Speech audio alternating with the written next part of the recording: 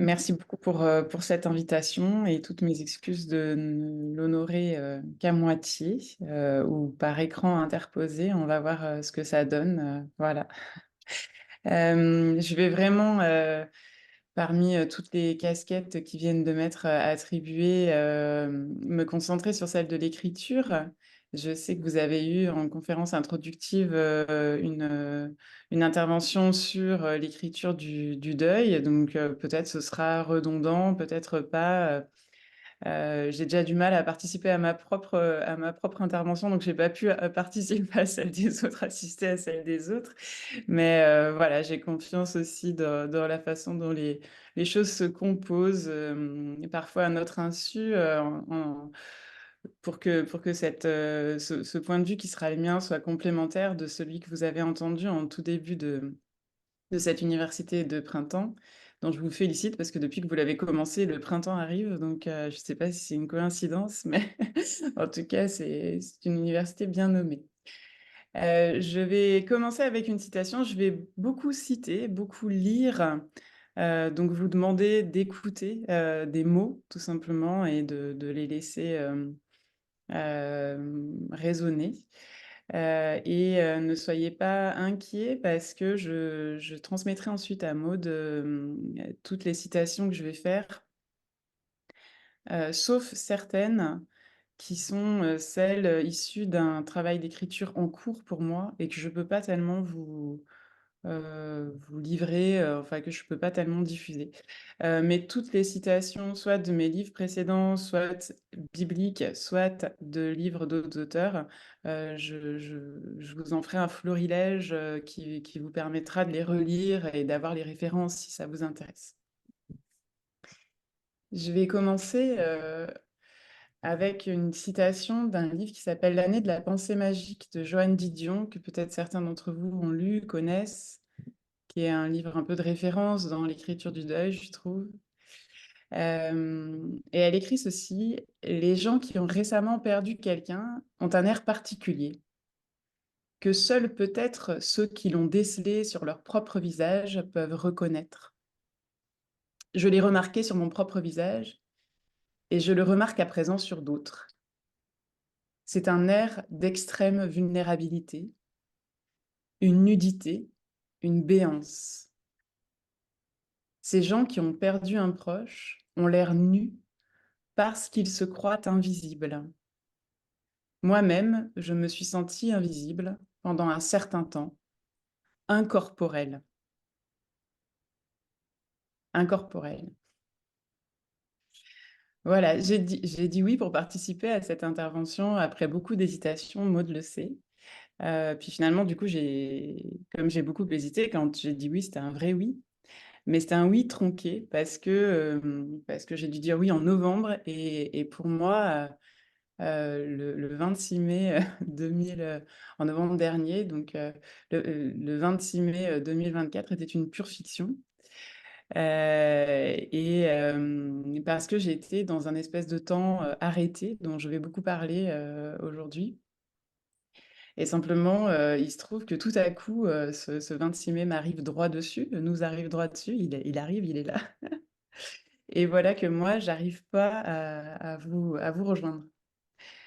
Autant vous dire que ça m'a plongée dans un abîme de perplexité voire même dans une réflexion que j'ai remise en abîme en repréparant, en fait, ce que j'avais à vous dire, en le reconfigurant dans cette nouvelle configuration justement qui est que, je m'étais projetée, physiquement avec vous et je le suis pas et je déteste en plus les visios, vraiment, c'est tout ce que je déteste.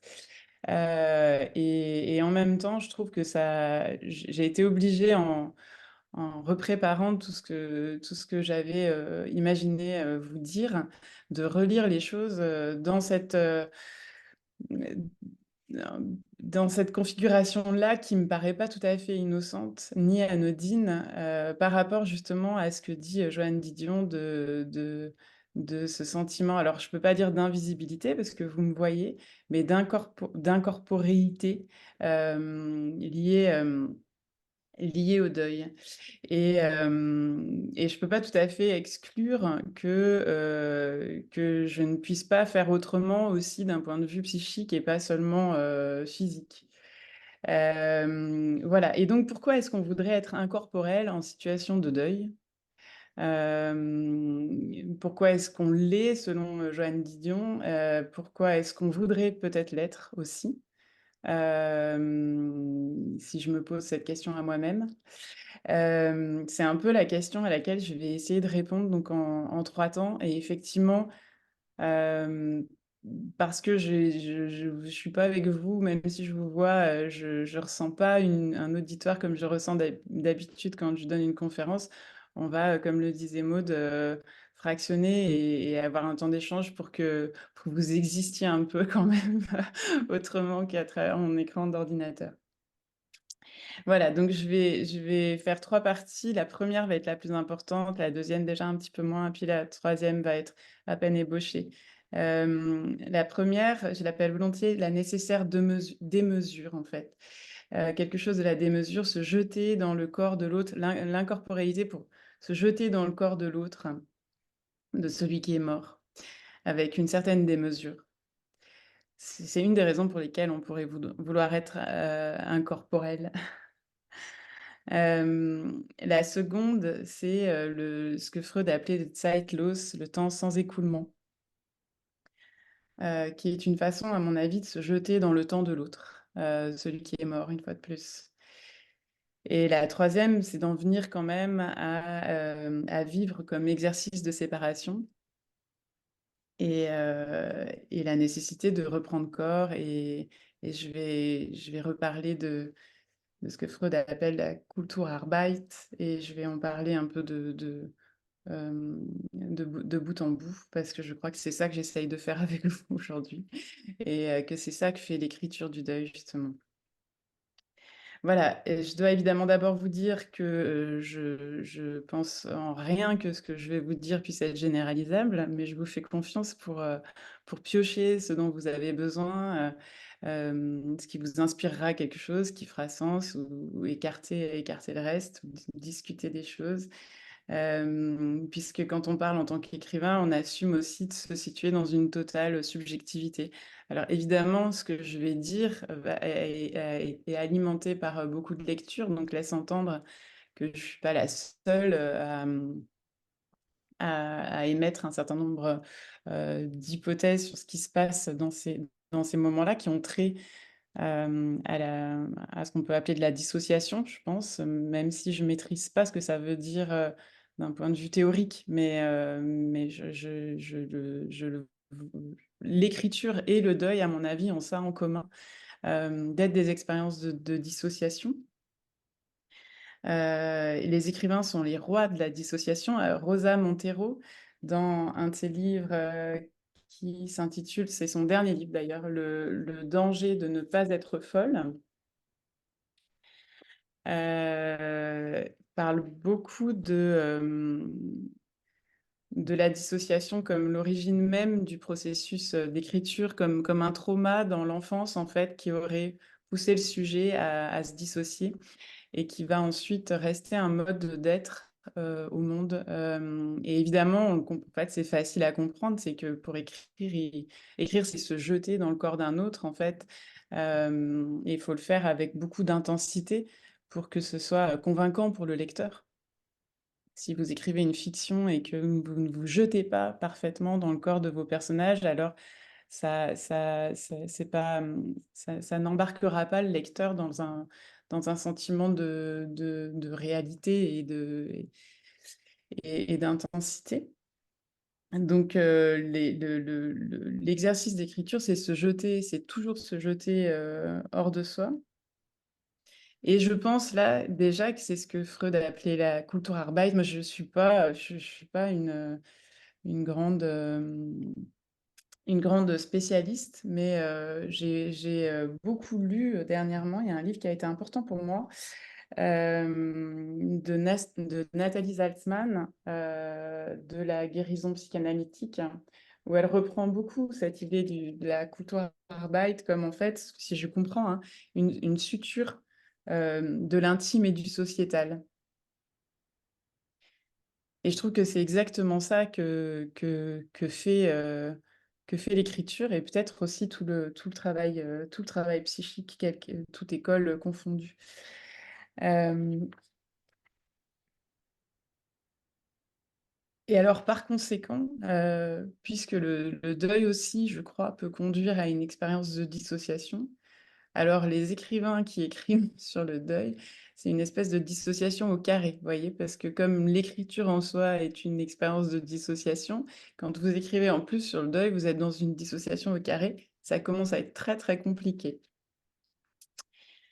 Et si bien que l'écrivain va se jeter malgré lui dans cet exercice-là d'une complication de la dissociation à laquelle il est habitué, voulant et ne voulant pas que qui que ce soit d'autre que lui puisse s'y retrouver. Parce que quand on écrit dans un deuil, depuis un deuil, en fin de compte, il ne s'agit pas de la mort dont on parle, il s'agit de son mort à soi. Euh, et ce que je comprends de la Kulturarbeit, en fait, du fait de cette tension vers, de tendre à créer une suture sociétale, en fait, nous fait prendre le risque d'achever nos morts dans la fosse commune des morts, en fait. Et, et l'endeuillé, tout écrivain qu'il est, ne consent pas si facilement à ce que son mort devienne un mort parmi d'autres, et c'est le risque de l'écriture du deuil. Justement, dans le livre de Nathalie Salzman, de la guérison psychanalytique, elle recite un extrait des nouvelles conférences de Freud dans lequel il écrit: nous aurons à lutter pendant un temps incalculable avec les difficultés que le caractère indomptable de l'homme oppose à toute espèce de communauté sociale. Nous aurons à lutter pendant un temps incalculable avec les difficultés que le caractère indomptable de l'homme oppose à toute espèce de communauté sociale. Et j'ai envie de dire, tant mieux parce que justement, dans le deuil, ce caractère indomptable dont parle Freud, je pense que c'est quelque chose de l'ordre de l'amour, en fait. C'est une façon de résister à ce que les êtres particuliers que nous avons aimés soient réduits dans cette fosse commune que nous appelons nos morts, mais les vôtres ne sont pas les miens. Et il me semble que cette résistance, justement, dit quelque chose de la qualité de nos vies et de la qualité de nos attachements. C'est d'ailleurs la grande affaire du deuil. Pour moi, c'est la seule véritable consolation. C'est que le chagrin est un revers, en fait, est une symétrie de l'attachement, de l'amour. C'est-à-dire que du coup, un deuil qui ne produirait pas de chagrin dirait quelque chose de la relation, en fait.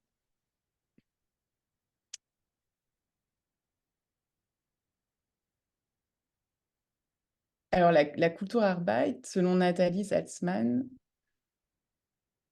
est ce qui, par son tissage entre l'unique et l'impersonnel, assure une certitude minimale d'existence pour autrui.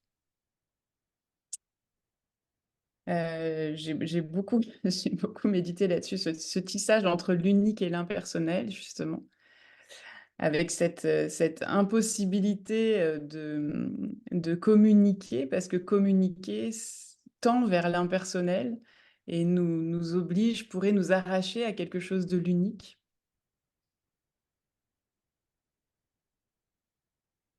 On dit beaucoup, c'est d'ailleurs beau de dire, je pourrais pas te dire à quel point. Je pourrais pas te dire à quel point, mais je te dis que je pourrais pas te dire à quel point.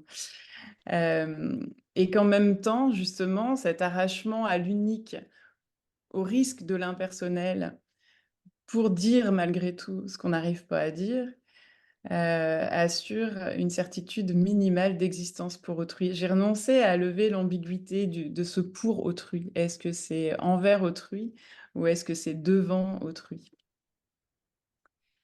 Mais voilà, ce travail se fait dans ce risque-là, que j'appelle celui de la fosse commune et auquel, nous sommes résistants, auquel nous résistons et nous résistons légitimement à, avouer nos morts singuliers. Et donc il me semble que si rester en vie, parce que c'est ça le sujet, passera in fine par ce travail de culture, de suture entre nos expériences intimes et ce que nous pouvons mettre en commun. Si in fine, il faudra en venir là, je crois quand même que cette résistance démesurée, excessive, abondante, au risque de l'impersonnel, est une étape nécessaire et que c'est elle qui conduit à la dissociation. Parce que tout le travail sociétal engage vers quelque chose d'assimilable. Et que le premier pas du deuil, à mon avis, est de réfuter le caractère assimilable de la perte. Assimilable dans les deux sens du terme, c'est-à-dire qu'on puisse assimiler à une autre perte ou qu'on puisse digérer.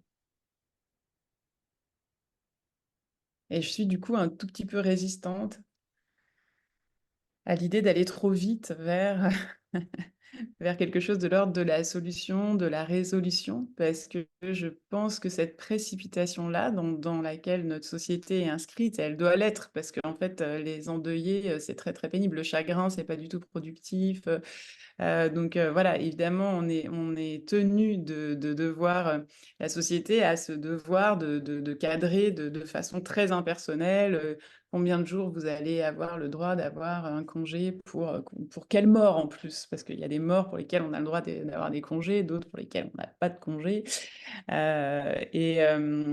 Et donc ça, c'est OK, c'est d'un point de vue sociétal, ça s'entend. Mais je pense il faut créer des lieux de résistance en fait à cette temporalité-là. Hem et heu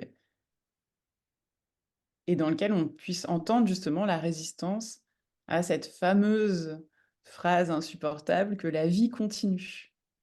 La vie continue.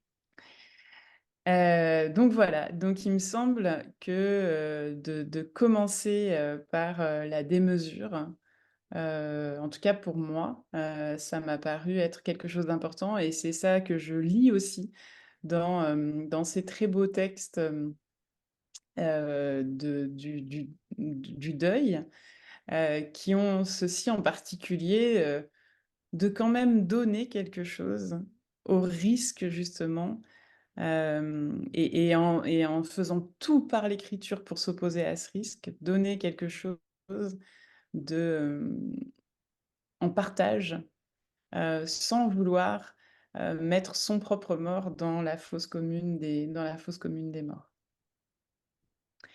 Voilà et finalement donc en repréparant tout ça, j'avais mon petit plan et donc la première chose que je voulais vous dire, qui a trait à la démesure, m'avait conduite à rouvrir un de mes propres livres qui s'appelle «L'éternité, ainsi de suite». C'est un livre un peu particulier que j'ai écrit, je crois, en 2018. C'était un livre de commande, comme on dit, un peu vulgairement, mais c'est-à-dire que c'était pas, une impulsion personnelle que d'écrire, ce livre, mais une demande, d'une association culturelle lausannoise qui avait tout un projet avec un sculpteur, qui s'appelle Nicolas Zaric, qui avait un projet de créer une passion au sens biblique du terme, en sculpture, en fait, avec des sculptures un peu monumentales, parce que Nicolas Zaric était un sculpteur qui sculptait des grandes sculptures, en fait, à taille humaine et plus. Et puis, en fait, le projet n'a pas pu aboutir parce que Nicolas est mort. Et en fait, du coup, au lieu de faire ce projet, monumental, hem, il a juste eu le temps de faire une ébauche, donc en miniature, qui était censée être une sculpture, une maquette, en fait, quelque part. Heu et il a laissé, en fait, ça en plan, comme ça. Et du coup, on m'a demandé de reprendre ce travail-là par l'écriture, de le prolonger, en fait Et donc, je me suis retrouvée à me mettre dans les pas d'un mort que je connaissais pas. Et j'ai fait une expérience assez étrange dans l'écriture de ce texte, c'est-à-dire j'ai visité l'atelier de Nicolas, je suis allée voir beaucoup de... je me suis liée avec sa veuve, son épouse. Il était mort 6 mois plus tôt, donc c'était un deuil encore tout à fait récent. Et, et j'ai écrit ce texte, L'éternité, ainsi de suite, sur la base de cette rencontre avec un mort. Et jusqu'à pousser d'ailleurs le paradoxe à vivre un espèce de deuil posthume, parce que j'ai fini par, du coup, me lier tellement avec cet homme et son travail qu'il a fini par me manquer. Et j'ai fini par être dans une espèce de mélancolie de sa mort, alors même que je ne l'avais pas connu vivant. Voilà, donc ça c'est le contexte un peu étrange de l'éternité, ainsi de suite. Et donc je me souviens en préparant mon intervention pour ce matin du début de l'éternité, ainsi de suite, ce que je trouve étonnant et que je vous relis maintenant. Le premier chapitre s'appelle No More, No More comme en anglais, c'est-à-dire N-O, plus loin, M-O-R-E, plus jamais. Voilà. On croit souvent que nos morts ont été plus vivants que les morts des autres. On se jalouse l'intensité de vie de ceux que nous avons aimés. On voudrait pouvoir les convoquer un instant et que toute l'humanité fût témoin de ceci, voyez comme il était vivant. Et imaginez la crevasse qui s'est ouverte avec sa mort.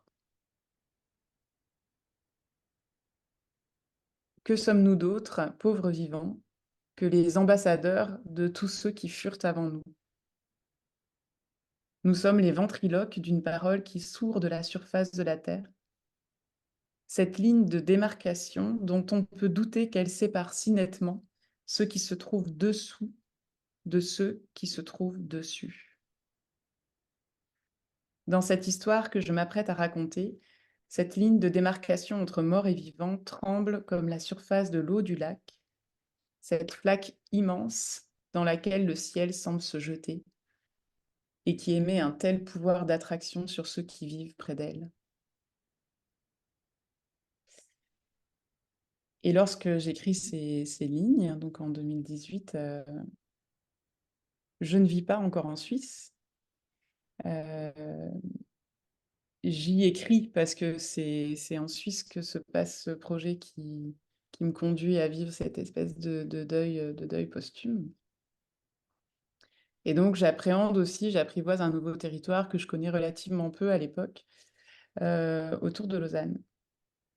Et ensuite, du coup, je voulais en fait reprendre cet extrait pour dire quelque chose de cette exclusivité qu'on retrouve dans la maternité d'ailleurs. Il n'y a rien de plus banal que d'avoir un enfant et en même temps, on n'a pas du tout envie d'entendre que c'est banal. Et il y a quelque chose de symétrique là-dedans à la question du deuil. C'est banal de perdre quelqu'un, enfin, c'est-à-dire au sens que c'est courant. Et en même temps, c'est ces deux événements qui sont pris dans cette tension inconciliable entre l'ordinaire, quelque chose dont on va dire que c'est dans l'ordre des choses, en fait. Il est dans l'ordre des choses de naître, il est dans l'ordre des choses de mourir. Et pour autant, qui crée un tel effet de rupture, mais une rupture qui a à voir avec quelque chose de la singularité, c'est-à-dire qu'en fait, c'est pas la naissance, c'est la naissance de quelqu'un, et ça n'est pas la mort, c'est la mort de quelqu'un. Et ce quelqu'un, en fait qu'on est pris entre cette expérience partagée, qu'on sait tous que c'est que d'accueillir un nouvel être ou d'en perdre un. Et en même temps, on ne peut pas réduire cette expérience parce que à chaque fois, c'est différent, parce que c'est quelqu'un de tout à fait unique. Et donc, j'étais marquée d'avoir écrit ces choses-là. En fait, on croit toujours que nos morts ont été plus vivants que ceux des autres. Et je crois que c'est quelque chose, en tout cas pour moi, c'est assez vrai. Je sais qu'il y a des gens qui sont venus me voir en me disant, mais n'importe quoi, non, on ne croit pas ça. Et effectivement, le on est un peu présomptueux, mais je trouve, c'était une façon pour moi de dire quelque chose de cette singularité. Et en fait, comme je préparais, j'ai quand même lu les lignes qui suivaient, parce que moi, je ne relis pas enfin, c'est assez rare que je relise mes propres textes, et celui-ci en particulier, c'est très longtemps que je ne l'ai pas relu, et donc je me suis rendu compte comment ça continuait. Donc je vous lis un petit peu la suite pour vous expliquer la mise en abîme dans laquelle je suis. Les phrases suivantes, c'est vraiment le tout début du livre. De la maison de Nicolas, on voit en surplomb la tache argentée du léman, cette surface écaillée comme une peau de poisson, qui n'est rien qu'une masse grise et inerte, et qui suggère pourtant une vie enfouie, un secret retenu, un fantasme de réversibilité. On sait que plonger n'y suffirait pas, ne serait que déception, tentative vaine de pénétrer l'inviolable secret de nos vies. Il y a au lac une autre profondeur que la profondeur du lac. Il doit y avoir une façon de le regarder qui en révèle l'envers et en même temps l'endroit inaperçu de nos propres vies. Ainsi vit-on à Lausanne, à Genève, à Évian, ainsi vit-on quand on vit en bordure, vibrant d'un insondable qui capture pourtant nos regards. Et au moment où je relis ces lignes pour préparer ce matin, je réalise qu'entre-temps, moi, je vis à Genève et que je sais en fait ce que ça veut dire que de vivre en bordure. D'autant que ce qui est arrivé, c'est que je suis venue vivre à Genève euh, pour y vivre, enfin pas pour y vivre, parce que c'était pas programmé, mais en tout cas simultanément à mon arrivée à Genève, j'ai vécu 2 deuils qui pour le moment restent impossibles pour moi, chacun pour des raisons particulières. Et que la seule chose qui m'apaise, en effet, c'est le lac, l'idée d'une profondeur et l'idée d'une réversibilité, qui est bien le grand fantasme des endeuillés, à la mesure où l'irréversible est aussi leur plus grande douleur. Et donc peut-être que maintenant, je comprends pourquoi je n'arrive pas à être physiquement avec vous ce matin, pourquoi mon corps m'a coincée à Genève. Et peut-être que c'est de là, finalement, que je peux parler, au plus près de ce que j'ai à vous dire. C'est en tout cas ce que je vais essayer de faire. Voilà, donc être incorporel, je le comprends aussi comme une solidarité avec ce corps de l'autre. Pourquoi est-ce que j'apparaîtrais alors que l'autre a disparu? C'est finalement refuser d'être incorporé dans la vie continue.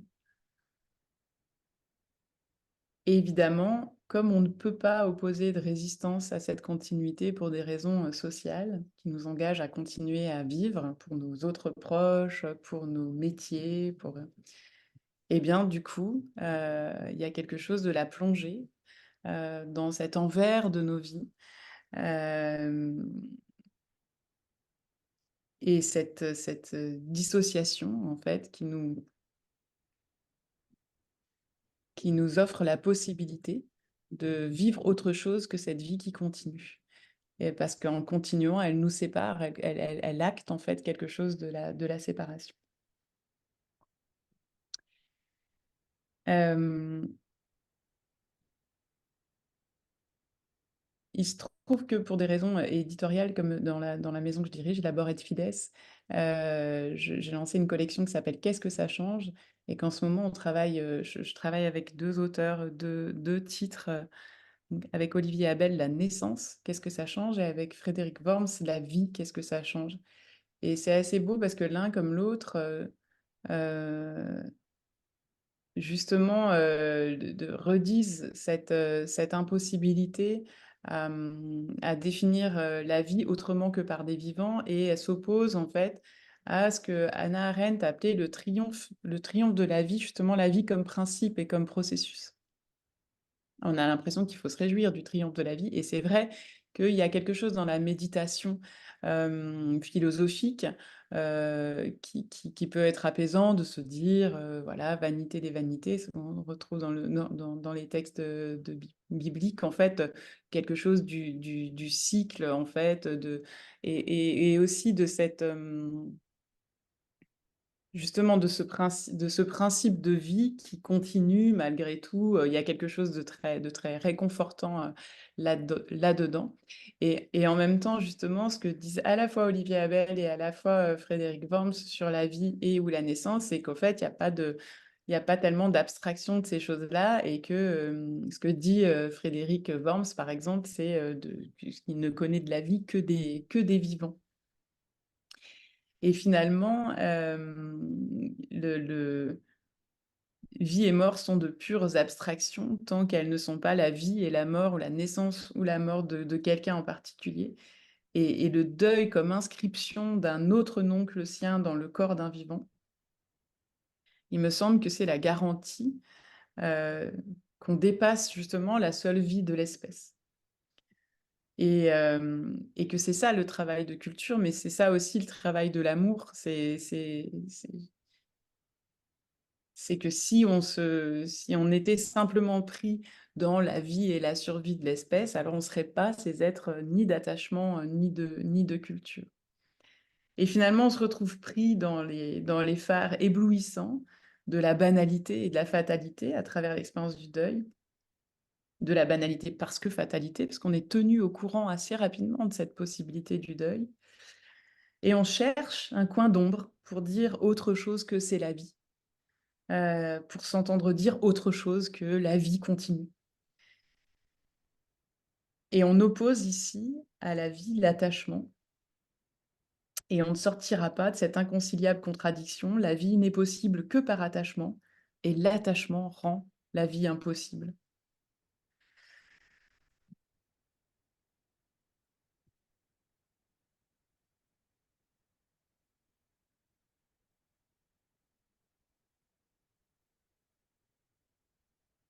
Et je dis tout ça pour dire justement que le danger de vouloir soigner le deuil, ce serait de l'aseptiser en fait. Et ce serait de reconfigurer complètement notre rapport à la vie comme un seul rapport d'espèce.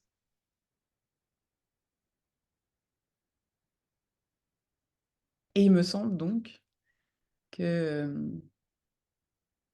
dans ce qu'on pourrait, je ne sais pas ce qu'on a coutume d'appeler deuil pathologique, jamais compris cette histoire, j'imagine qu'il y a des critères.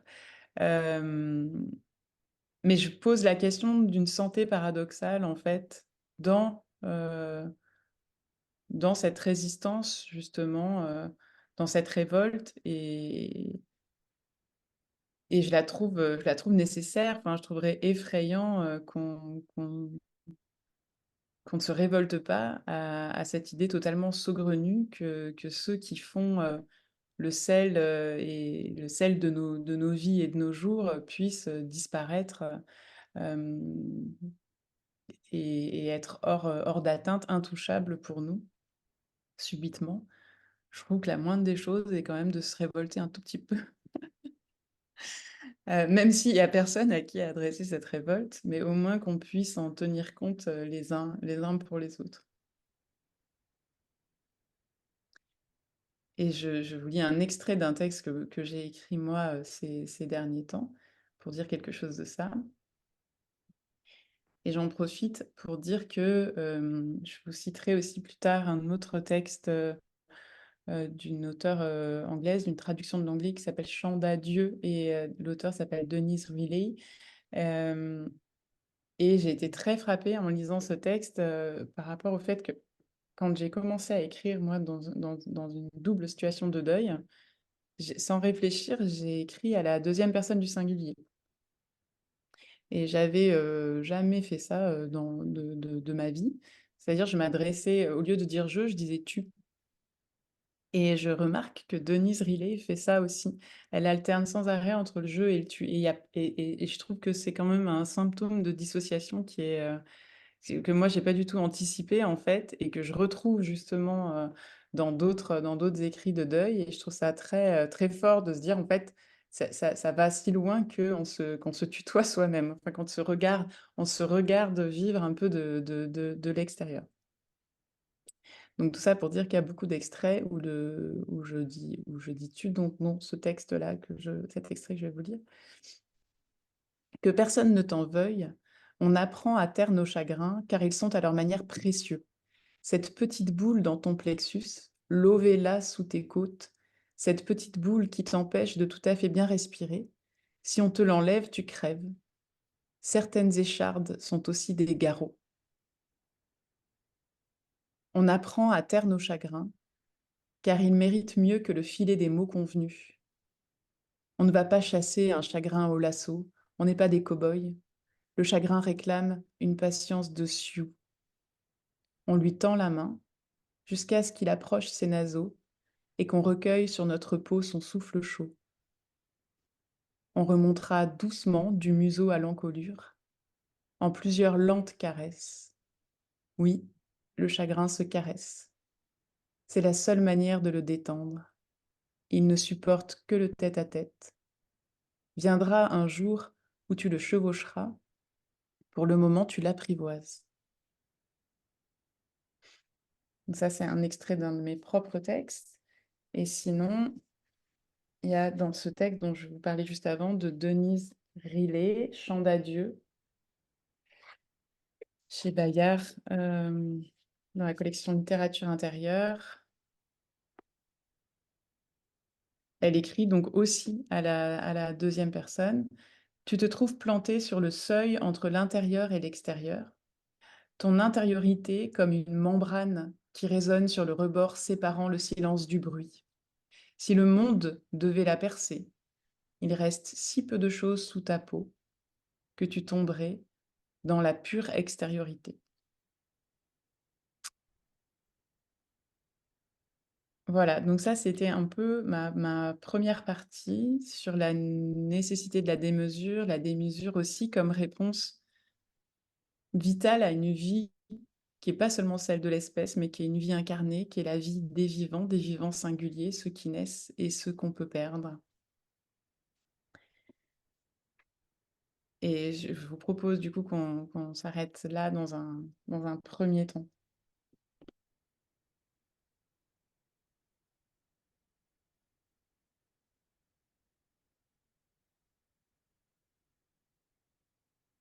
Vous m'entendez? Oui. Je vais passer le micro.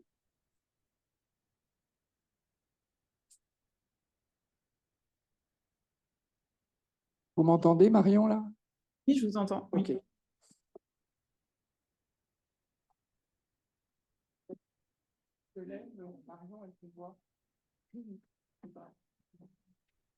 Vous me voyez, là? Oui, je vous vois. Oui, d'accord. En fait, vous ne regardez pas dans ma direction, c'est-à-dire que moi, je vous vois regarder enfin, voilà, mais c'est pas très grave. Voilà, en fait, c'est ça. Ah oui, mais c'est troublant. Regardez. Oui, bah, en fait, La c'est soit personne vous, soit moi. Il y a un de nous qui doit être troublé. D'accord. Cerné, si vous Je voulez. l'étais déjà, donc je continue, troublée par ce que j'ai entendu de vous. La première chose, c'est que, en vérité, la première chose dont j'ai envie là juste maintenant, c'est plutôt de silence que de paroles, parce que vos paroles sont tellement fortes, vibrantes, profondes, me touchent et je pense touchent beaucoup d'entre nous dans des parties tellement essentielles de nous-mêmes que voilà, elles invitent au silence pour laisser résonner un peu plus longtemps. Mais bon, nous sommes dans un échange qui passe par les mots. Donc, le premier, c'est merci, un très grand merci. Le deuxième, c'est avec la visio, c'est quand même assez extraordinaire parce que vous êtes vraiment avec nous. Enfin, alors, excusez-moi, je passe de l'écran à la caméra, c'est difficile de ne pas vous regarder. Je regarde la caméra. Vous êtes vraiment avec nous. Nous avons, je dis nous, je devrais peut-être pas parler comme ça. J'ai un vécu complètement corporel et organique très, très fort en vous écoutant et même en ne vous regardant pas. Mais j'en dirai pas plus. Voilà, c'était l'essentiel de ce que j'avais à vous dire pour l'instant. Merci. Merci, merci à vous. Bon, alors, si l'écran ne fait pas trop écran, j'en suis heureuse.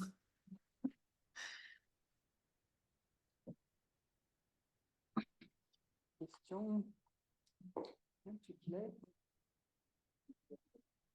Tu regardes là, le point bleu. Le point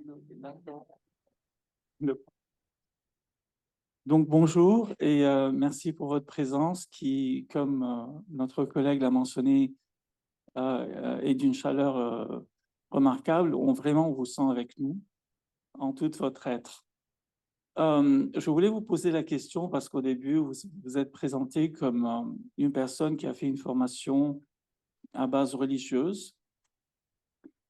Et je ne pouvais pas arrêter de penser que c'est vrai, le deuil peut avoir beaucoup de facettes, mais je ne pouvais pas m'arrêter de dire qu'il faut donner un sens. C'est surtout le sens qui compte en fin de compte. Sinon, on pourrait vraiment tourner en rond. J'aimerais savoir, dans votre formation, et en même temps dans votre façon philosophique de penser, vous n'avez pas intégré du tout les deux. J'aimerais savoir quel sens, si je vous pose la question, est-ce qu'on pourrait donner à la mort, d'après votre perception, peut-être personnelle aussi. Merci. Je vais enchaîner ma deuxième partie avec un texte biblique que je trouve vraiment très parlant, mais de façon un petit peu décalée. Votre question, elle rejoint un peu justement cette tension, quelque chose de l'inconciliable de ce que j'essaye de dire, c'est-à-dire qu'à la fois, moi, je trouve tout à fait, il est évident que la mort est un processus en soi vital, essentiel. Hem, c'est quelque chose, c'est une pensée, biblique qui est récurrente d'ailleurs, qu'on retrouve à travers, la parabole de la graine, par exemple: «Si le grain de blé ne meurt, alors il ne porte pas de fruits» et cetera, et c'est sûr que, le pire, la pire configuration, ce serait qu'on ne meure pas.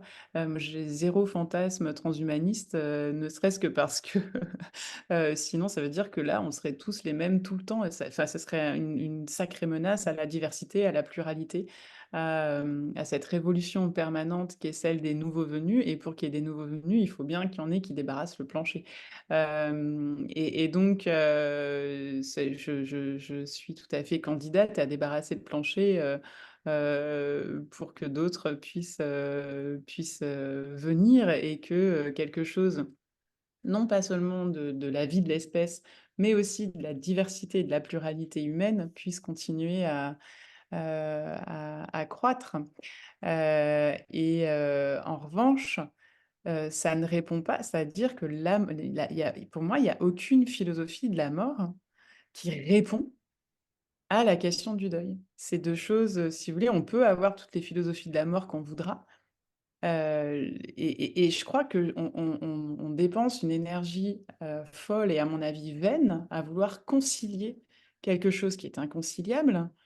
C'est-à-dire qu'on peut avoir des croyances ou une philosophie qui puisse, donner un sens en soi à la mort en soi, mais ça ne consolera jamais, je crois, de la mort de ceux qu'on aime.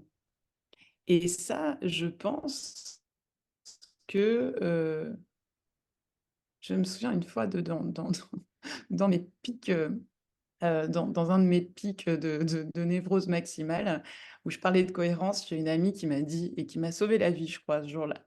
Non, mais ce qui est, c'est en fait, comment elle a formulé ça? Elle disait: «Mais c'est la cohérence qui est incohérente».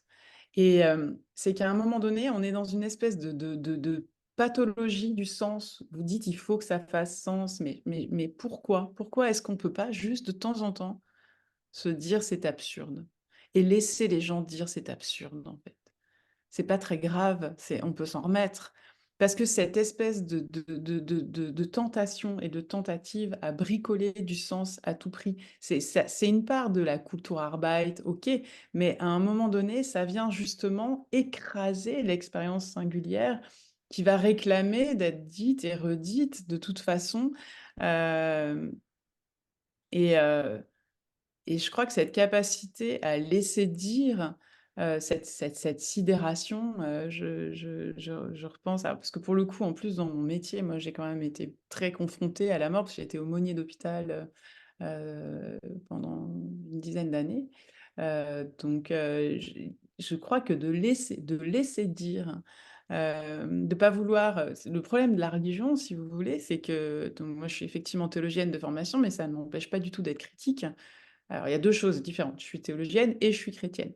Mais ça m'empêche pas du tout et au contraire, ma formation théologique a été une formation très critique à l'égard de ce que la religion a essayé de poser comme pansement, de bricolage, hem, pour se si pour finalement, dompter à tout prix, heu, plutôt mal que bien, des angoisses qui font partie en fait de de de de la vie et je crois qu'il y a une injure qui est faite, il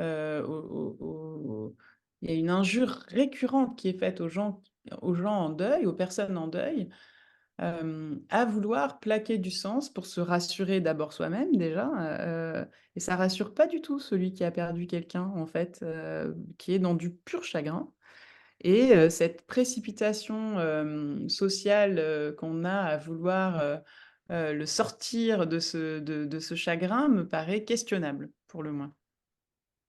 Donc la question du sens, pour moi, elle peut se travailler à un niveau méta, heu, par la religion, si vous voulez, par la philosophie, peu importe, mais pour moi, on ne parle pas de la même chose.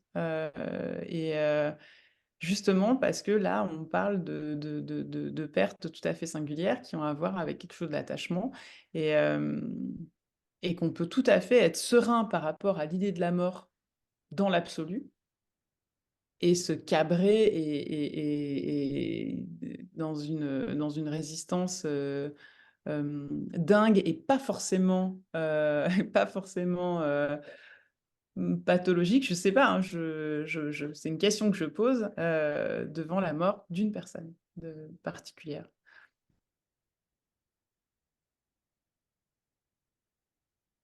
Je vous remercie beaucoup pour déjà tout ce que vous avez partagé, qui est très profond, et surtout par vos mots qui parlent à la fois de l'intime et de ce qui est en même temps communicable et partageable.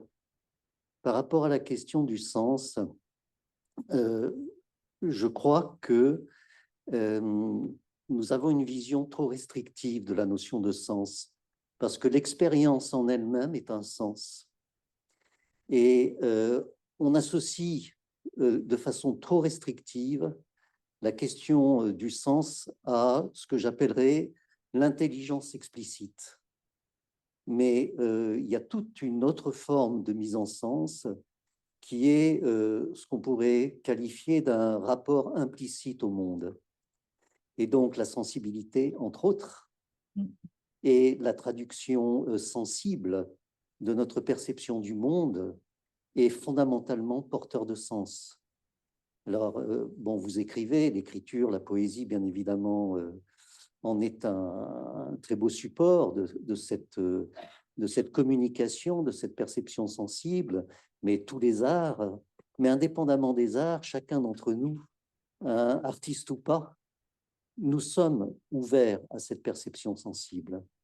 Et vraiment, ce que je retiens, hein, qui je trouvais fondamental dans ce que vous nous transmettez là, et je dirais presque au-delà du deuil, c'est qu'il y a un enjeu radical de toujours à la fois protéger notre intimité et en même temps la nécessité de pouvoir la partager.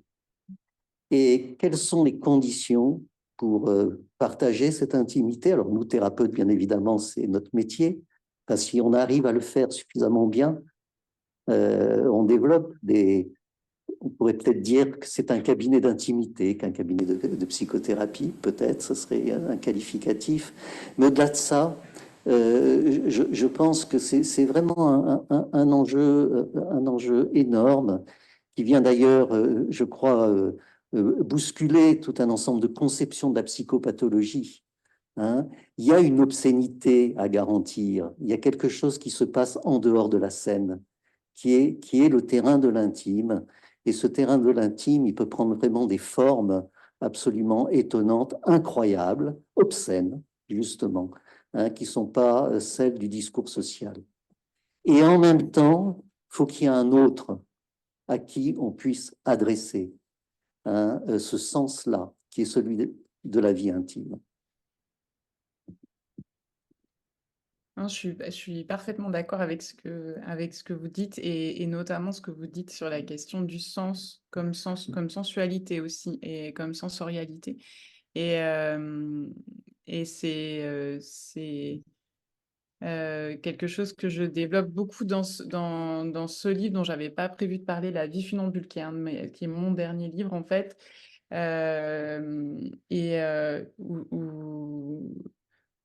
où la question justement du sens dans sa dimension intellectuelle, en fait, le sens a été très captif de la dimension intellectuelle. Enfin voilà, c'est quelque chose de très platonicien qui a été renforcé ensuite par Descartes.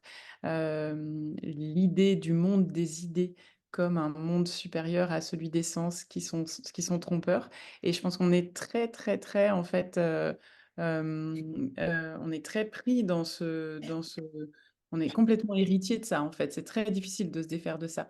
Et, et je trouve que c'est une mise en travail vraiment intéressante, justement, que moi, j'ai beaucoup travaillé dans l'accompagnement euh, et qui a été réactivée dans la vie funambule, en fait, je vais en parler 2 minutes parce que ça a vraiment en écho avec ce que vous avez dit. C'est un texte qui était pas un livre, c'était vraiment une lettre à une toute petite fille à l'approche de son baptême, une petite fille qui s'appelle Jeanne et qui est née en fait entre deux chimiothérapies de sa maman qui est morte 4 semaines après le baptême de Jeanne, qui fait partie d'un des deux deuils qui sont arrivés en même temps que j'arrivais à Genève. Et cette lettre, en fait, cette vie funambule, elle dit quelque chose de ça. En fait, sa maman était quand même, comment dire, je déteste cette expression, mais malheureusement, ça a été vrai aussi dans les mots, c'est-à-dire vraiment condamnée par la médecine. Et donc, comment est-ce qu'on vit, comment est-ce qu'on donne naissance quand il y a pas d'avenir, en fait. Il y a pas quand ce qui est dit du temps médical, c'est quelque chose du mur. Euh, et finalement, cette enfant, elle est venue nous apprendre à détourner la question du pourquoi vers la question du comment. Et c'est quelque chose de ce que vous dites, en fait, je trouve. C'est le sens est souvent confondu avec la causalité. Et la causalité, en fait, elle nous dépasse, sauf à construire un système religieux, et on peut tout à fait le construire, mais on ne peut pas le mettre en commun. Enfin, voilà, la domination des pensées religieuses est quelque chose de révolu, et je trouve que c'est plutôt une bonne chose. Enfin, en tout cas, c'est comme ça, c'est le monde dans lequel on vit.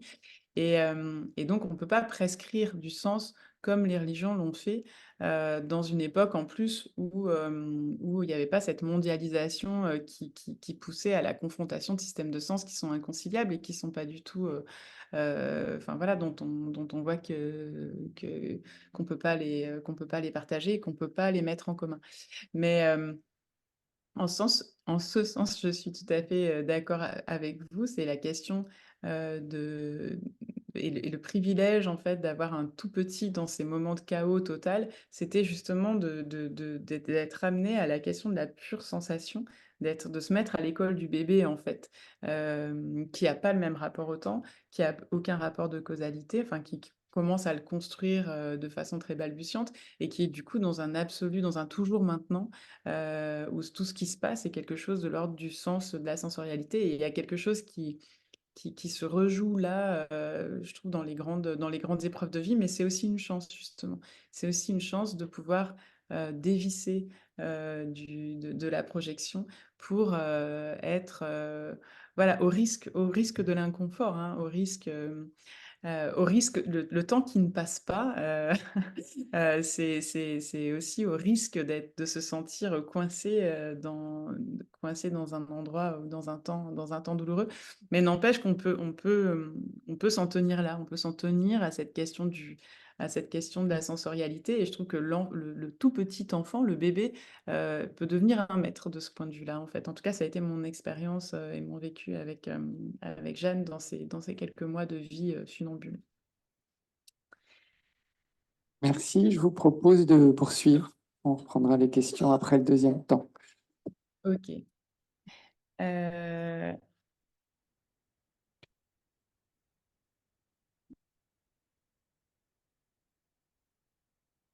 Alors, dans- poursuivre avec un texte des évangiles qui connaît plusieurs versions et des versions assez différentes d'un évangile à l'autre, mais peu importe, là, j'ai choisi dans l'évangile de Marc, ce moment qu'on appelle l'onction de Béthanie,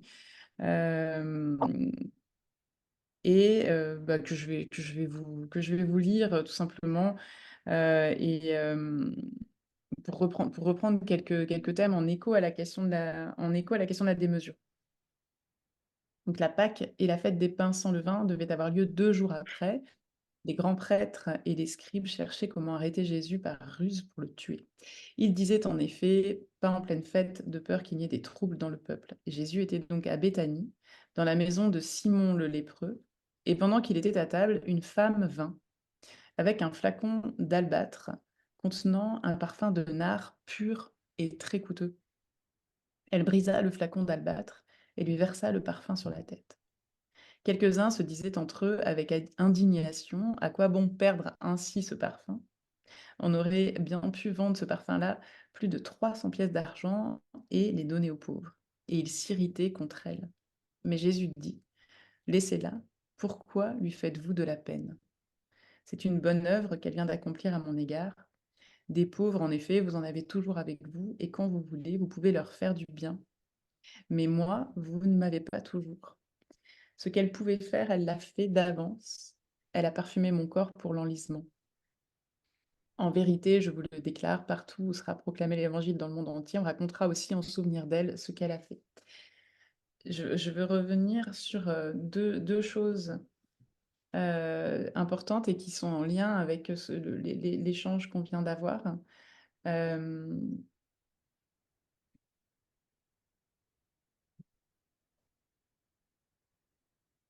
Et c'est la question de la démesure, c'est-à-dire que cette femme produit un geste complètement démesuré. C'est un espèce de Chanel numéro 5 renversé par terre. Euh, et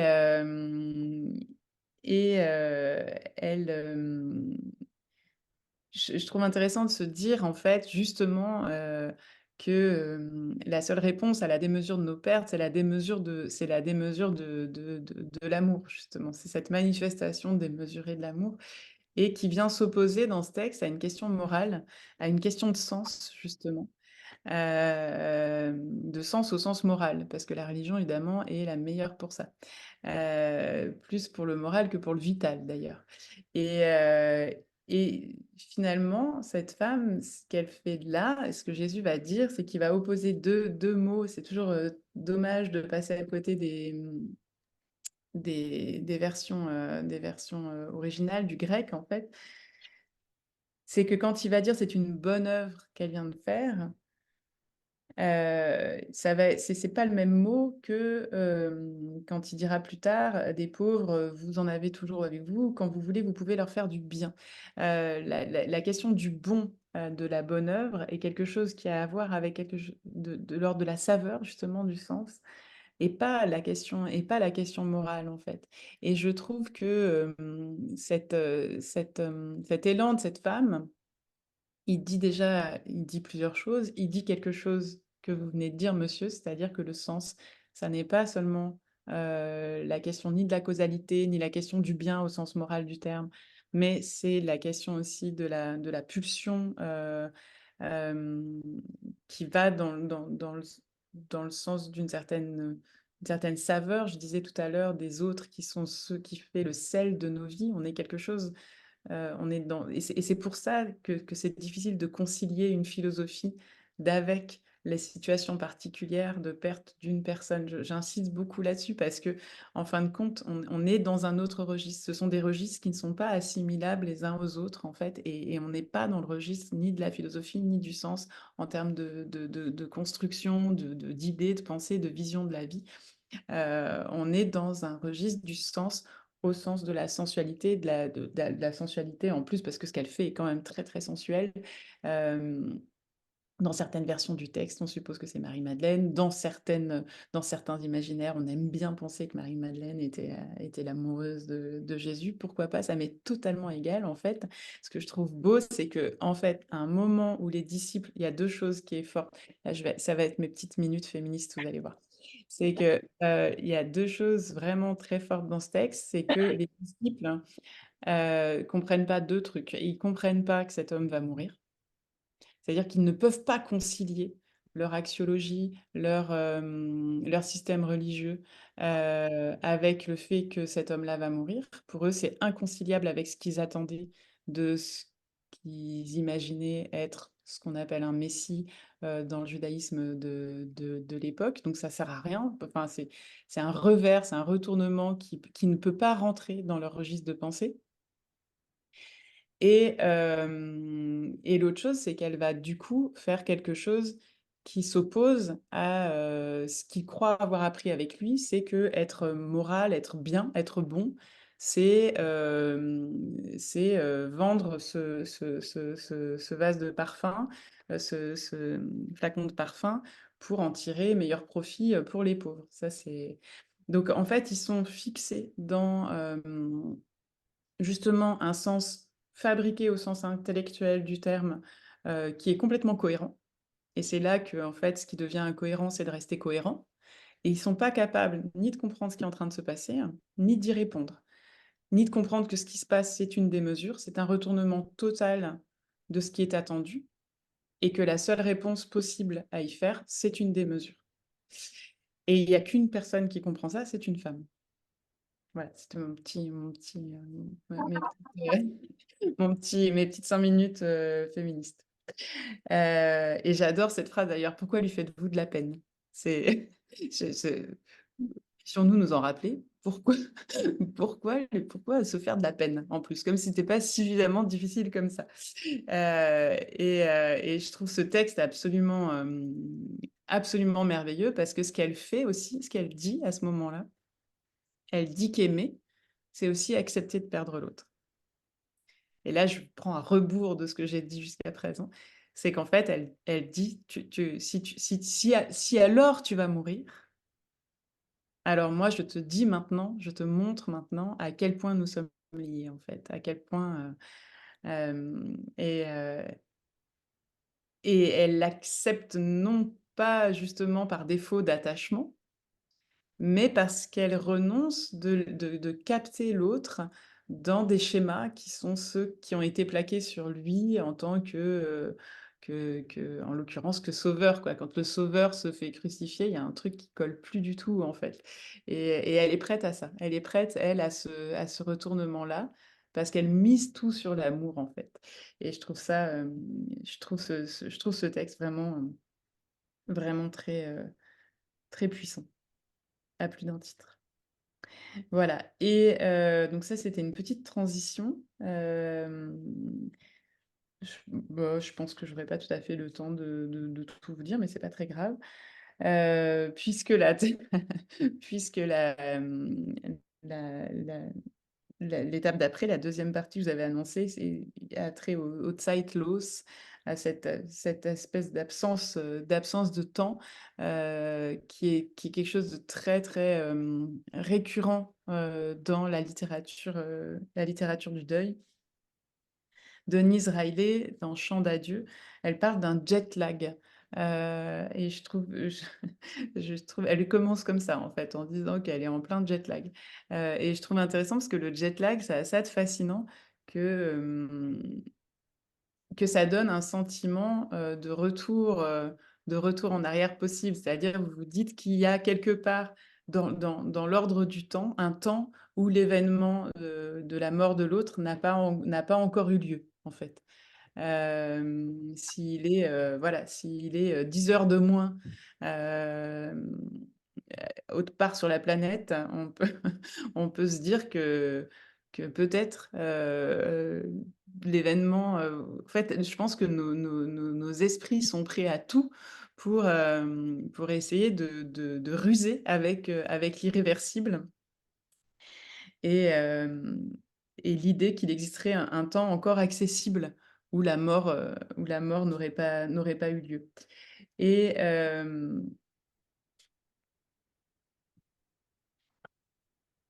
pardon, je m'en mêle dans mes... Voilà, là, je vais vous...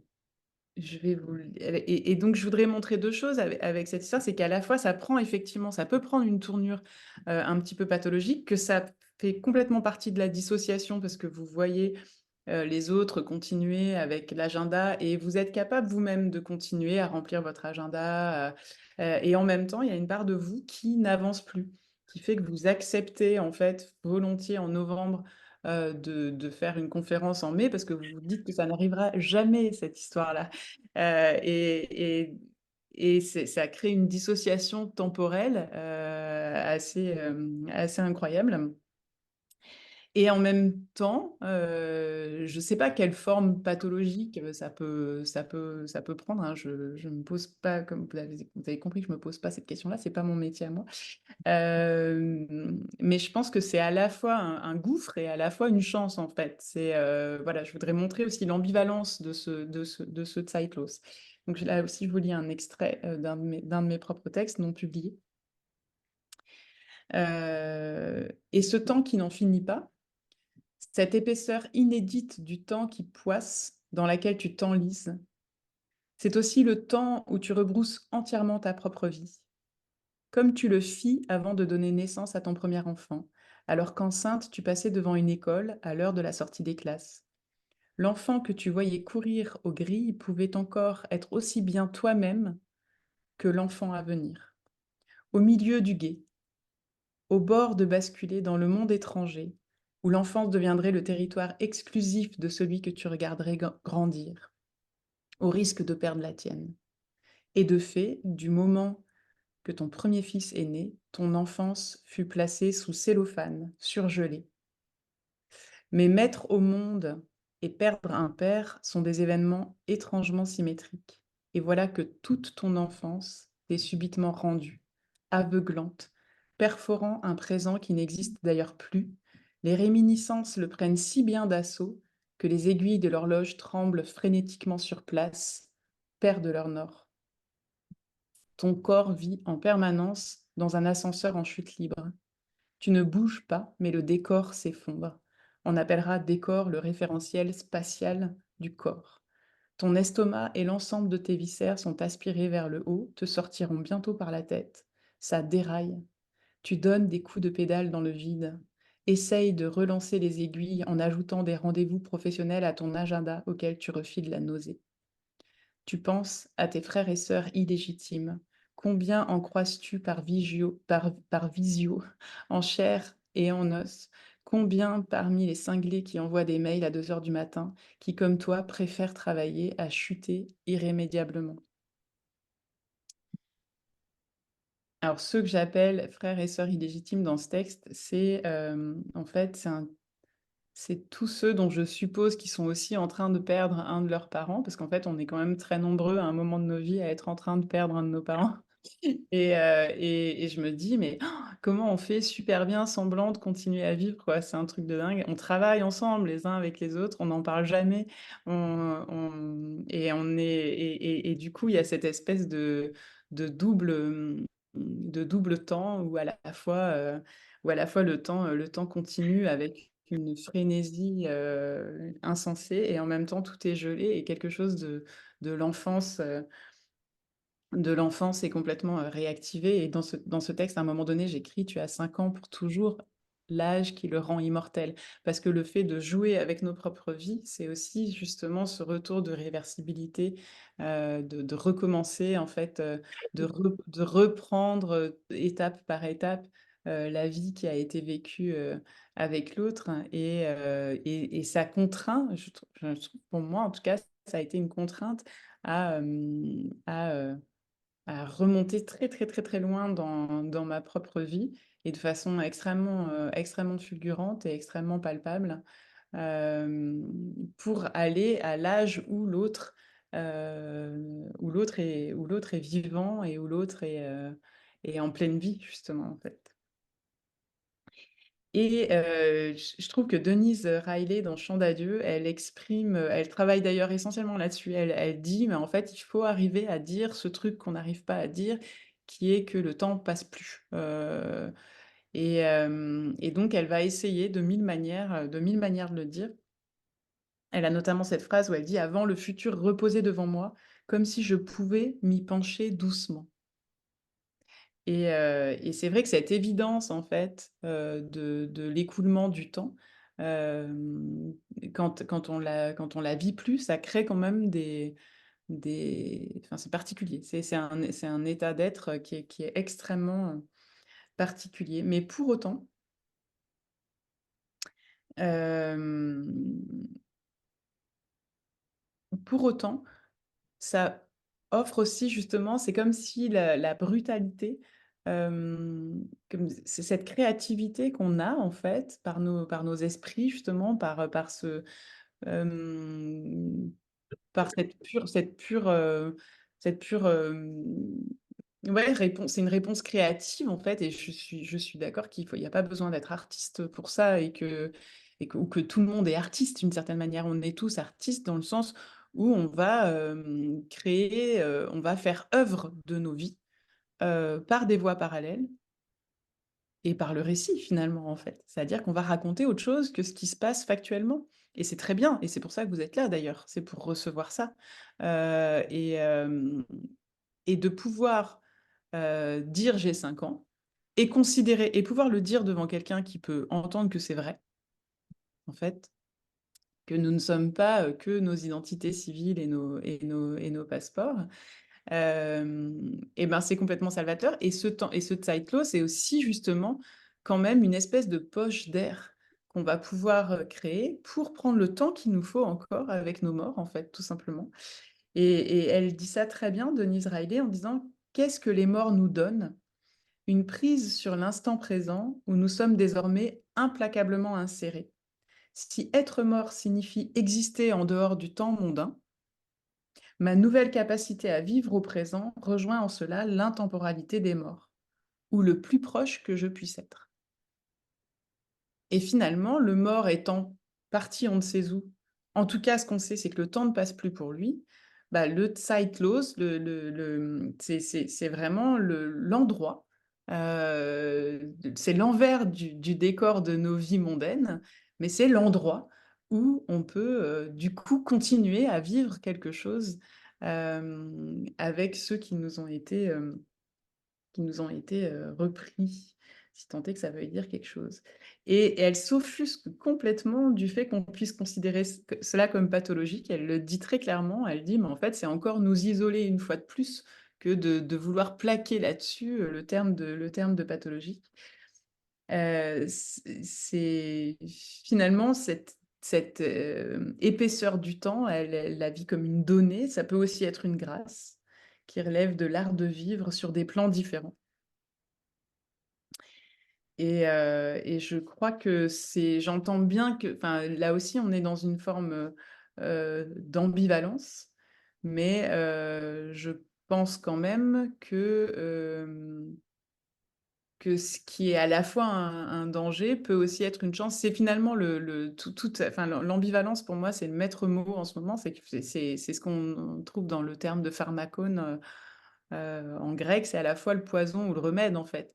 Et cette, voilà, cette ligne de crête, très fragile, mais en même temps pleine de créativité, qui fait que, sans doute, de rester coincé là de façon, totalement, je sais pas, enfin, j'imagine bien qu'il doit y avoir Mmh, des versions morbides de ça, mais je pense aussi qu'il y a des versions tout à fait, vitalistes de ce Zeitlos-là, et d'y habiter, en fait, et d'y passer du temps, d'y passer un temps qui ne passe pas. Voilà, ça c'était ma 2e, puis je vois qu'il est 11h20, donc je vous laisse la parole.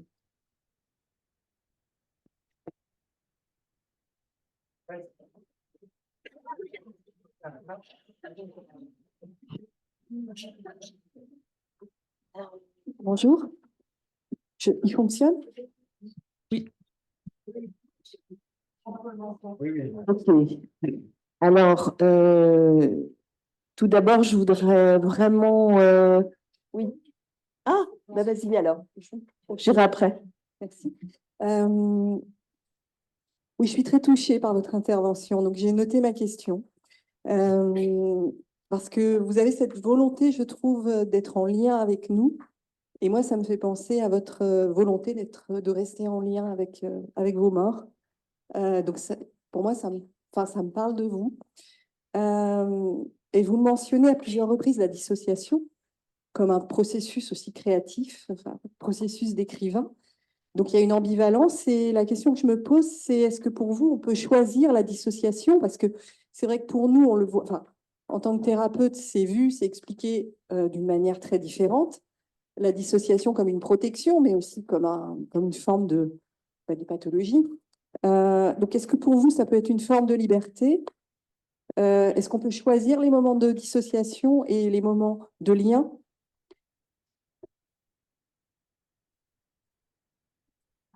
Alors moi, comme je vous disais, c'est mon outil de travail en fait, mais par contre, c'est pas un choix. Je pourrais pas dire que ce soit un choix. Alors peut-être qu'on parle du coup pas de la même chose. Peut-être que le mot de dissociation revêt un caractère clinique que je maîtrise tout simplement pas et qui n'est pas exactement de la même nature. Mais enfin.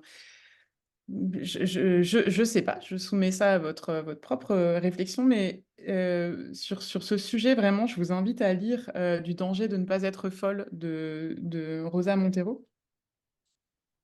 Parce c'est une écrivain, mais qui est aussi journaliste, donc elle fait toute une enquête, elle épluche toute la littérature sur la folie et l'écriture, notamment il semblerait qu'il soit avéré qu'il y ait un taux de suicide infiniment plus élevé chez les écrivains que dans la population générale, et notamment les expériences de dissociation, justement. Et donc, je ne pense pas que ce soit quelque chose de contrôlable. Et je ne sais pas qui de la poule ou de l'œuf. Elle dit c'est parce qu'on a vécu des expériences de dissociation suite à des traumas dans l'enfance que c'est des généralisations avec lesquelles il faut être très très prudent, mais schématiquement, c'est son hypothèse à elle, que du coup on va se mettre à écrire. Ou est-ce que c'est parce qu'on a une tendance enfin, ou est-ce que c'est parce qu'on écrit que du coup on alimente quelque chose de la dissociation? En fait, j'en sais rien du tout, mais en tout cas, non, c'est pas quelque chose que je peux décider d'enclencher. En revanche, je pense que ça protège, comment dire? C'est qu'à la fois ça met dans un risque particulier que ça prenne une tournure pathologique, en fait, en tout cas handicapante. Hem Et à la fois, quand on a peut-être, quand on est bordé, de façon suffisamment, solide, c'est aussi un entraînement. C'est-à-dire que ça aide aussi à dédramatiser, en fait, y compris les expériences un peu borderline, parce que vous savez que vous travaillez avec ce côté borderline, que du coup, vous êtes même pas forcément obligé de vous droguer, contrairement à ce qu'on pense, pour mieux écrire ou, parce qu'en fait, vous êtes déjà un peu dans cet état-là, quasi permanent. Et du coup, heu, ouais, ça permet un peu de dédramatiser, quoi, en fait. C'est pas très grave, finalement. Qu'est-ce qui peut nous arriver? Je veux dire, qu'est-ce qui peut nous arriver dans ces moments-là? Quand on est bordé, hein, je précise bien, hein, vraiment, je suis prudente à pas aller sur des terrains que je connais pas, même de façon juste expérimentale. Donc, en tout cas, Rosa Montero, elle postule qu'au départ, c'est effectivement très classiquement, une mesure de protection. Hem, mais en même temps, c'est aussi une réponse, enfin, moi, je trouve ça très, très habile parce que, C'est que dans cette protection-là, et c'est ce que vous disiez, monsieur, tout à l'heure, c'est-à-dire qu'à la fois, il y a quelque chose de l'intime qu'il faut protéger, et en même temps, il y a quelque chose qu'il faut livrer pour qu'on puisse partager, en fait, parce qu'il n'y a rien de pire que de se dire qu'on va rien partager dans cette vie-là, quoi. Et c'est marrant parce que du coup, ça pose vachement la question de la pudeur, en fait. C'est que moi, en fait, je suis quelqu'un qui parle avec énormément de facilité de plein de choses qui peuvent m'arriver. C'est aussi beaucoup mon outil de travail, pas toujours, parce que j'écris aussi des romans. Mais ce qui est drôle, c'est que, par exemple, dans mes textes d'autofiction, ce qu'on appelle l'autofiction, je trouve que c'est d'ailleurs un thème qui est vachement... En soi, c'est un terme de dissociation, l'autofiction. Ça voudrait dire quoi, l'autofiction? Si ce n'est de dire qu'on est qu'on est pour soi-même un personnage, et c'est bien ça qui se passe. Mais ce qui est intéressant, c'est que dans ces moments où je vais de façon relativement factuelle, je dis bien relativement parce que les faits ne m'intéressent pas beaucoup. Donc en fait, des fois, je suis pas exacte, mais ça n'a aucune importance. Mais je vais quand même être sur des éléments qu'on peut dire être biographiques. Et bien pour moi, ce sont des textes dans lesquels je dis beaucoup moins de moi que dans un roman, en fait, qui sont beaucoup moins impudiques. Sauf que dans le roman, la pudeur, elle se fait parce qu'elle est cryptée. Elle est cryptée par la fiction. Euh, c'est la différence entre l'autofiction et le récit de soi, si vous voulez. C'est un journal, c'est pas les extraits que je vous lis, par exemple, je suis pas tout à fait sûre qu'un jour ça devienne un livre. C'est parce que justement, le récit de soi n'est pas quelque chose qui a vocation à être publié, c'est-à-dire à devenir public, à faire du Kulturarbeit, à recréer une suture entre l'intime et le sociétal. Je suis pas tout à fait sûre d'avoir vraiment répondu à votre question. Oui, merci beaucoup, déjà de votre présence très habitée, avec beaucoup d'authenticité et d'humilité. Vous dire que vos livres m'accompagnent, notamment L'intranquillité. Voilà, je voulais vous partager, je suis superviseur depuis plusieurs années d'aumônier d'hôpitaux. Et il se trouve que en effet, c'est un temps, c'est un temps, un lieu où ces personnes, il y a aussi effectivement des religieux, partagent de l'intime avec pudeur. Et en même temps, ils parlent de la mort qui les accompagne, des familles, et parfois eux-mêmes, dans leur vie, ils ont leur propre deuil. Et au début, quand j'ai commencé à superviser, il me sollicitait parfois sur les étapes du deuil. Enfin, bon, voilà. Alors, j'amenais tout ça. Et en fait, je me suis très vite rendu compte que ce qu'ils attendaient, c'est ce que vous décrivez qui m'a beaucoup touchée. Le chagrin se caresse et ils apprivoisent. C'est comme si entre eux aussi, le fait de pouvoir se poser ensemble, de partager ça, c'est ça qui les aide le plus. Et, ça a vraiment permis de faire fondre un peu mes doutes. Est-ce que j'étais à la bonne place? Et j'aurais voulu vous demander qu'est-ce que vous auriez eu besoin, de quoi vous auriez eu besoin dans une supervision en tant qu'aumônier. Voilà, je vous remercie. Mais moi, j'avais une supervision, hein, c'est un métier dans lequel on est tenu à être supervisé. Certains, malheureusement, ne le font pas, et je pense que ce sont des gens qui sont dangereux pour eux-mêmes et pour les autres, peut-être. Et je pense que oui, j'avais besoin euh, j'avais besoin d'un espace pour mon propre, pour mes propres chagrins, en fait, simplement. Et j'imagine que c'est pareil pour vous. C'est que, en fait, on peut pas non plus être tout le temps contenant sans être soi-même contenu. Je pense que c'est aussi simple pour moi, c'est aussi simple que ça. Et ça a à voir avec ce que vous dites, c'est d'avoir d'avoir quelque chose, je trouve, de l'ordre de l'alliance, de l'allié, quelqu'un, un allié en fait, et qui vous permette justement de ne pas déborder dans les situations professionnelles à dire des choses pas au bon endroit et pas à la bonne personne, et de dévier en fait ce qui réclame d'être dit à un endroit où c'est sécure à plus d'un titre, parce que ça vous empêche, c'est sécure. Vous sécurisez du coup les gens que vous êtes amenés à rencontrer vous professionnellement et vous sécurisez vous-même. Donc oui, je pense que c'est des. J'aime bien moi le terme d'îlot en ce moment et je trouve de se dire bah, en fait on est beaucoup en mer haute chacun dans nos vies pour des raisons personnelles, professionnelles, etc. Mais on se crée des îlots. Euh, et donc pour moi la supervision c'était un de ces îlots-là. Merci. On va prendre une dernière question avant que vous puissiez ensuite poursuivre. Bonjour.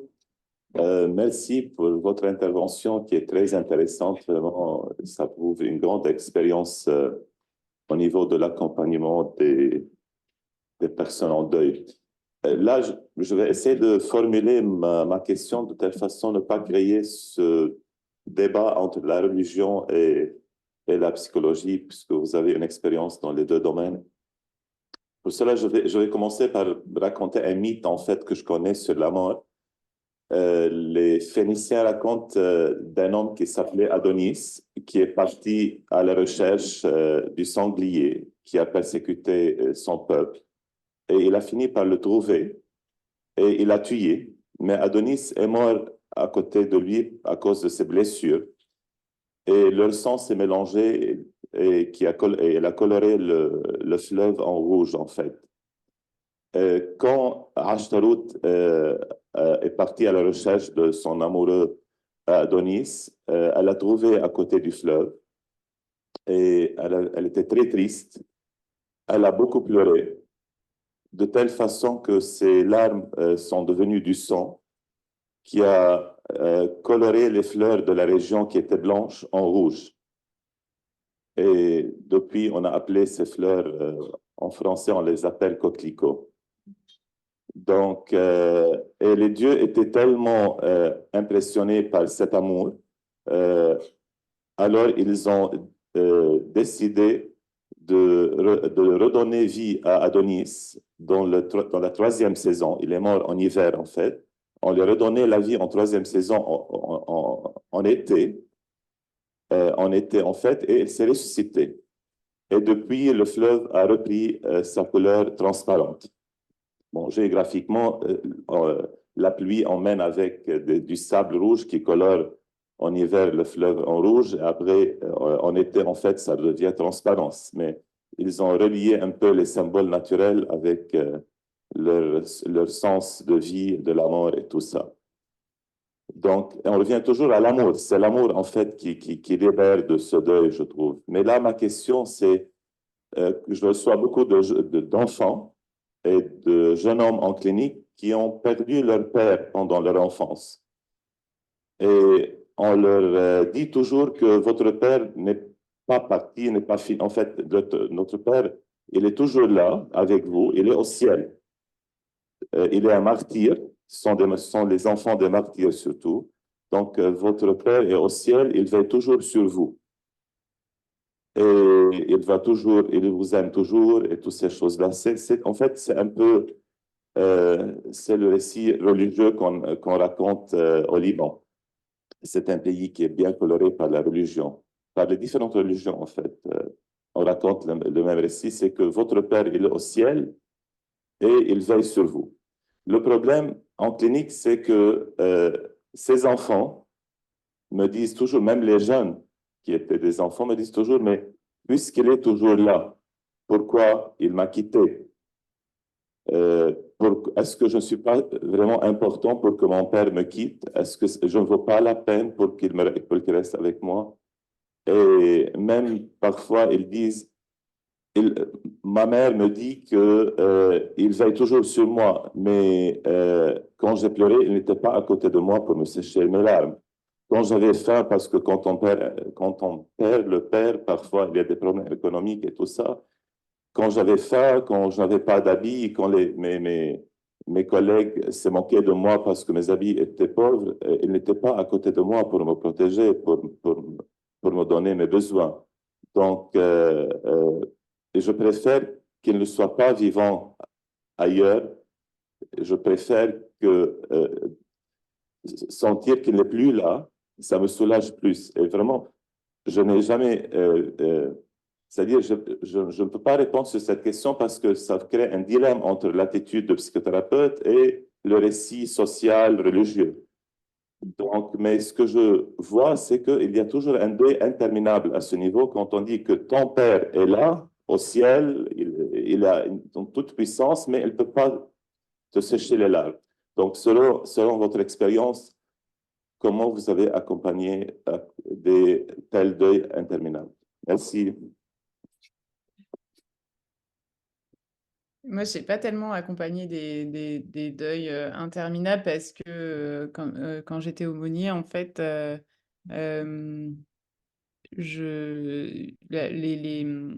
l'accompagnement après la mort, il était relativement ponctuel, c'est-à-dire que de temps en temps, c'était moi qui faisais les obsèques, par exemple, mais ça m'est arrivé de rester en lien avec certaines familles, mais j'ai pas connu cette configuration très particulière dont vous parlez, mais simplement,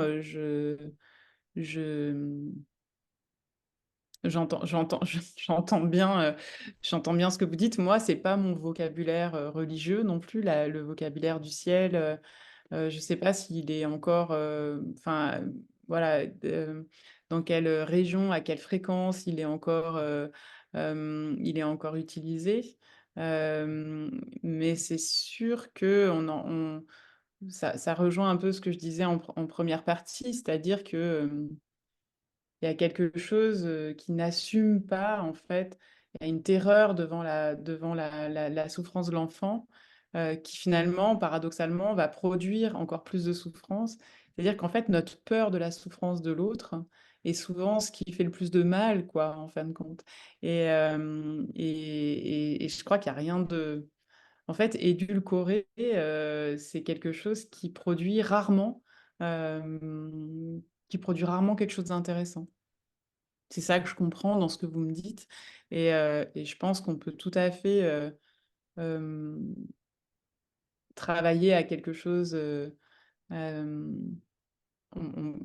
pense qu'il y a quelque chose de la foi qui peut s'exprimer tout à fait autrement que, comme on le fait dans des religions qui sont reprises en fait à la fois par des cultures populaires, mais aussi, je pense, par une fatigue, en fait, une déresponsabilisation, parce que on a l'impression que c'est cruel de se mettre à hauteur d'enfant et de dire, voilà ce qui se passe, en fait, très concrètement, tu vas plus jamais le voir, on ne sait pas ce qu'il y a, on ne sait pas comment ça se manifeste, et de renvoyer surtout, je sais pas, moi, ce que je fais beaucoup dans ces cas-là, c'est que je demande... Quand quelqu'un est encombré d'une croyance dans laquelle il se sent captif, bah, je lui demande ce qu'au fond, enfin, quelle est l'alternative pour lui, en fait. Qu'est-ce qu'il pourrait croire d'autre, en fait. Parce que ce qui est quand même pratique avec la croyance, c'est comme c'est indémontrable, vous n'êtes pas obligé d'y avoir une fidélité absolue, quoi. Et moi, j'ai beaucoup travaillé comme ça en aumônerie. Les gens qui me disaient, bah oui, mais bon, quand même, qu'est-ce que j'ai fait au bon Dieu pour avoir ce cancer? Je dis, ah bon, mais bah, c'est-à-dire, qu'est-ce que vous avez fait à qui? C'est qui ce... Ah bah si, bah, on sait que quand on est, quand on est malade, c'est qu'on doit être puni. Et ça. Je dis, ah bon, c'est vrai, mais pourquoi? Enfin, qui vous a dit ça? C'est qui ce Dieu-là, en fait?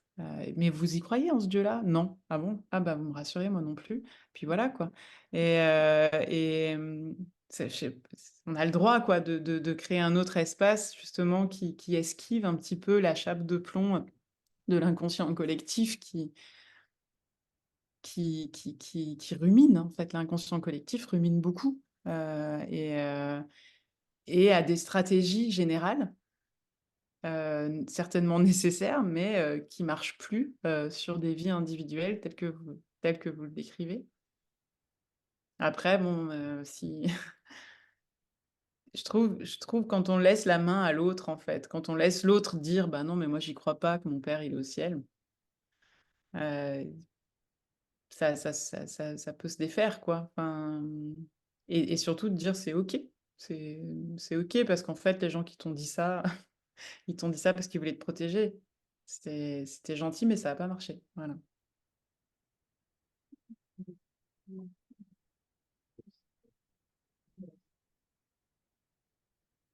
Merci.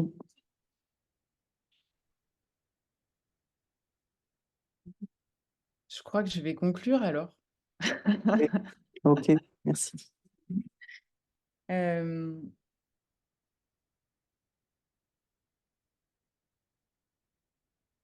Finalement, votre question, monsieur, elle est parfaite parce qu'elle nous amène là où il faut aller, c'est à l'endroit de la séparation. Et hem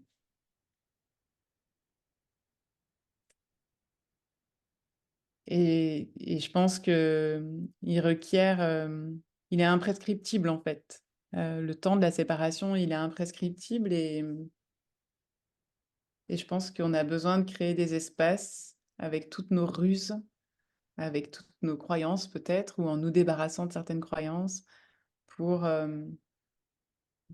pour y aller, au moment qui sera le moment et qui n'est pas prescriptible par quiconque de l'extérieur, ni par un pasteur, ni par un thérapeute. En revanche, ce qu'on peut faire, qu'on soit pasteur ou thérapeute, c'est laisser l'autre y aller à sa mesure, en fait, avec toute la démesure que ça implique. Et finalement, cette Kulturarbeit qu'on est en train de faire ensemble, qui se fait dans vos cabinets d'intimité, qui se fait dans chaque livre, qui se fait dans chaque parole échangée, ben, nous remet au monde comme on y est venu par la parole. C'est un point commun entre nos disciplines, c'est que il ne vous aura pas échappé que dans la Bible, c'est par la parole qu'on crée. Et je crois que dans les cabinets d'intimité, c'est par la parole qu'on se recrée, qu'on se répare, qu'on suture. Et, et finalement, je vous lis en fait, ce que je voulais dire aussi, c'est que la séparation, en fait, c'est pas une histoire de mort, c'est une histoire de naissance. C'est c'est une condition natale, c'est pas une condition de mortel. On est séparés de naissance. Et on a toujours tendance à penser que la mort, c'est la première expérience de la séparation. Mais je crois pas. Et je pense que si les morts sont ce qu'elles sont, c'est aussi qu'elles sont des réminiscences de notre condition à vivre qui a été de nous séparer et dont on se remet plus ou moins bien les uns les autres et qui sont réactivées à chaque mort. Heu, c'est que la loi, en fait, on est soumis à cette loi-là que pour exister, il faut sortir, de nos abris et il faut se séparer. Et hem et moi, personnellement, je n'ai rien d'autre que les mots pour rendre cela, racontable et je fais cette expérience que ce qui est racontable, est quelque chose qui peut se vivre et qui se vit en tout cas. Et c'est tout bête, mais je vous lis 2 derniers extraits du coup de ce texte en cours et notamment, sur une expérience, qui est toute bête, mais qui a été le moment le plus précis où je suis arrivée à dire, hem, ce que sont les mots en fait, à travers une expression que je connaissais pas, que quelqu'un m'a donnée à un moment donné, du deuil blanc. J'imagine pour vous c'est connu, mais moi je savais pas ce que c'était, voilà. Deuil blanc, quelqu'un pose devant toi cette expression et tu comprends immédiatement, sans en connaître la théorie, et soudain tu retrouves un appui. Du chaos dans lequel tu te trouves, quelqu'un a fait un assemblage incongru de mots. Une bouée. Tu n'en reviens toujours pas que les mots fassent la différence. Ils la font. C'est une sorcellerie qui aura guidé toute ta vie, qu'on te donne le bon mot, et la mâchoire du malheur se dessert. Tu retournes sur les terres habitables des vivants. Tu n'as pas besoin de compagnie immédiate. La compagnie immédiate des mots te suffit, qui t'indique que quelqu'un est déjà passé par là. Car c'est ça, les mots. Des petits drapeaux plantés par des explorateurs de la vie. Tous les mots qu'il y a pour le dire attestent que les terres les plus inhospitalières ont été visitées avant nous. Du moment que tu trouves le mot, c'est qu'un autre est passé par là et qu'il est possible d'y vivre, de vivre. Parler, c'est emprunter. C'est emprunter une voix dont les mots attestent qu'elle l'a déjà été. Deuil blanc dit que là où tu te trouves, tu es seul à plusieurs.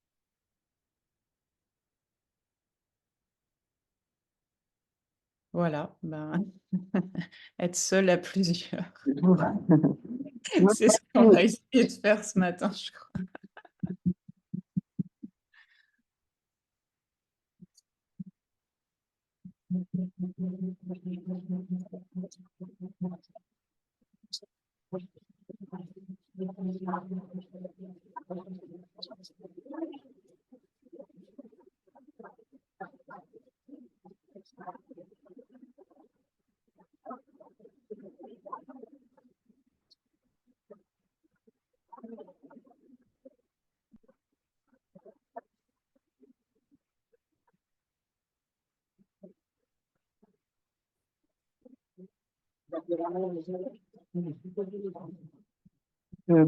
Mille merci, hein, Marion. Et puis, est venu donc le temps de nous séparer. Voilà. C'est la loi. Hein, mais en étant, voilà, reliés. Merci beaucoup à vous. Et j'espère à une rencontre en chair et en os une prochaine fois. Tout à fait. On espère aussi. Merci beaucoup. à vous. Ouais. Au revoir. Au revoir.